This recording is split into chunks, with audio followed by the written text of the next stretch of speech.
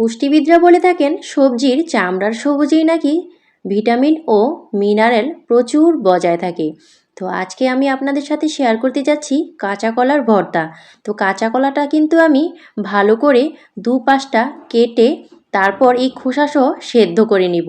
তো সেজন্য আমি একটা নিয়েছি প্রেসার কুকার, আর সেখানে পর্যাপ্ত পরিমাণ পানি দিয়ে এটাকে আমি সেদ্ধ করব।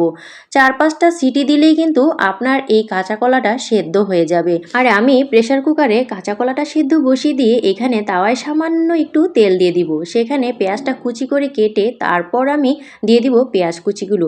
পেঁয়াজ কুচিটা আমি বাদামি করে ভেজে নিব, তাহলে কিন্তু ভর্তাটা দুর্দান্ত হয়। অবশ্যই কিন্তু পেঁয়াজটা বাদামি করে তেলের মধ্যে ভেজে নেবেন। তো পারলে সরিষার তেলও দিতে পারেন, আর না পারলে আপনি সয়াবিন তেল দিয়েও করতে পারেন। এটা কিন্তু সয়াবিন তেল দিয়ে অনেক বেশি সুস্বাদু হয়েছিল। তো এখানে আমি কয়েকটা শুকনো মরিচ দিয়ে দিব সেই তেলের মধ্যেই, আর দিয়ে দিব কয়েকটা সামান্য রসুন। আস্ত রসুনগুলো এভাবে একটু ভেজে তুলব, অনেক বেশি মজা হয় এভাবে যদি ভর্তাটা করেন। তো আমি এখানে রসুনগুলো আমার কিন্তু ভাজা হয়ে গিয়েছে। এখন আমি আমার যেই কাঁচা কলাগুলো সেদ্ধ করেছিলাম সেগুলো আমি এখন নামিয়ে নিব। তো এই যে আমার সেদ্ধ করা কাঁচা কলাগুলো আমি কিন্তু খোসাটা ছাড়িয়ে নেব।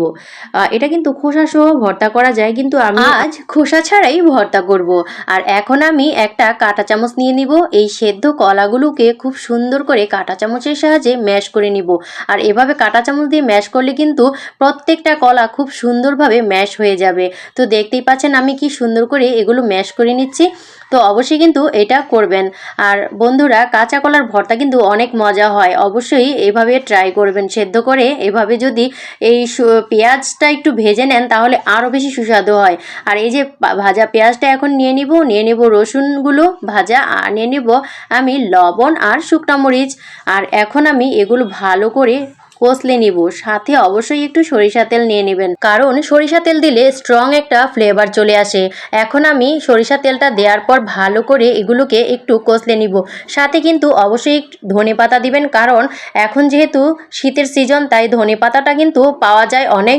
আর একেবারে খাঁটি দেশি ধনেপাতাটা দিলে অনেক বেশি সুস্বাদু হয়। তো আমি ধনেপাতা দিয়ে ভালো করে এভাবে কষলে নিচ্ছি। যে একটা ফ্লেভার চলে এসেছে কি বলবো, কি মজা। আর এখন আমি ভালো করে এটাকে একেবারে মেখে নেব যে পেঁয়াজের যে মিশ্রণটা আছে সেটার সাথে। আর এই যে একটা লাভ শেপ দিয়ে দিলাম, আর একটা কাঁচামরিচ দিয়ে একটু সাজুগুজু করিয়ে দিলাম। খুব সুন্দর, খুবই মজাদার এই ভর্তাটা। এভাবে অবশ্যই কাঁচা কলার ভর্তা করে দেখবেন, অনেক টেস্টি হয়, অনেক মজাদার হয়। সবাই আপনার প্রেমে পড়ে যাবে এভাবে যদি একটা ভর্তা করে দেন। আর সবাই মাছ মাংস ছেড়ে এই ভর্তা দিয়ে পেট ভরে ভাত খাবে। তো আমার এই ভিডিওটা আপনাদের কাছে কেমন লাগলো বন্ধুরা জানাবেন। আর বেশি ভালো লাগলে লাইক, কমেন্ট, শেয়ার। আল্লাহ হাফেজ।